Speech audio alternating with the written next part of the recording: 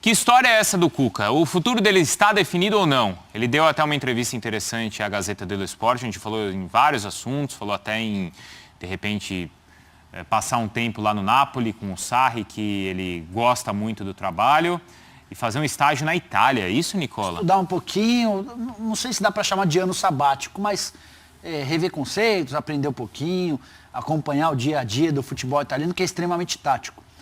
Algumas semanas atrás, Bruno, a gente trouxe a informação aqui no Bate-Bola de que a permanência do Cuca para 2017 estava bastante ameaçada do ponto de vista do Palmeiras. O Palmeiras nem levava em consideração o fato de o Cuca ter uma proposta da China.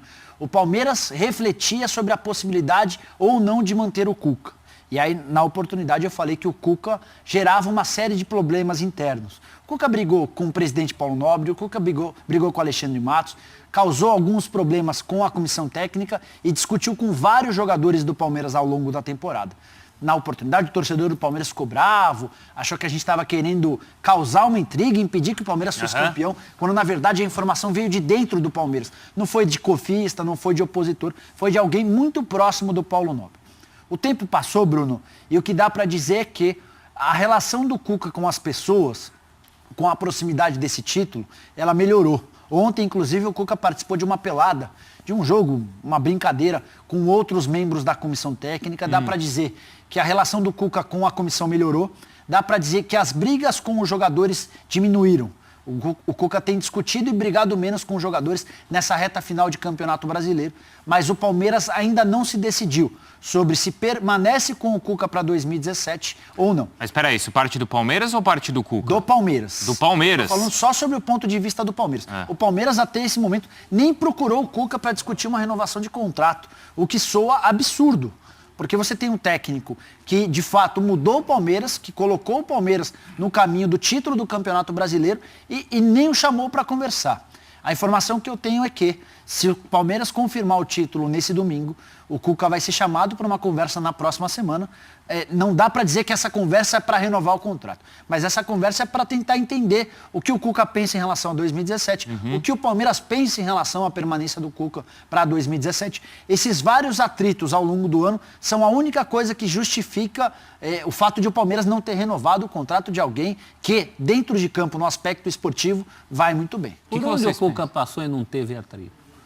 Acho que em todo lugar. A diferença, para a sorte do Palmeiras dessa vez, é que esses atritos aconteceram antes e deu tempo de corrigir.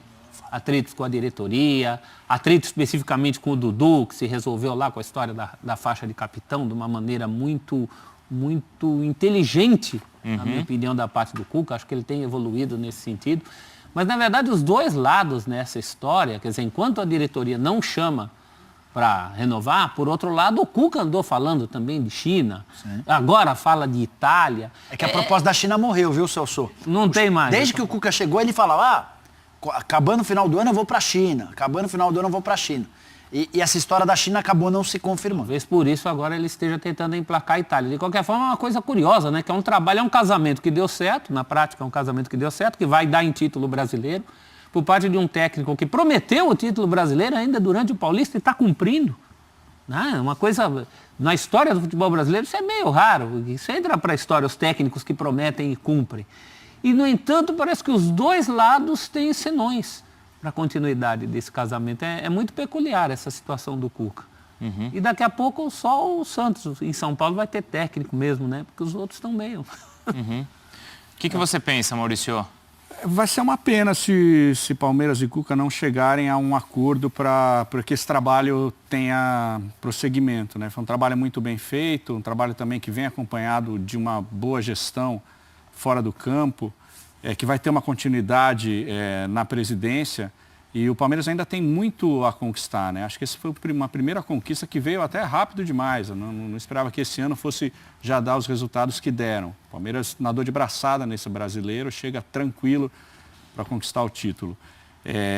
Então tem Libertadores por aí, tem campeonatos importantes que o Palmeiras poderia também conquistar.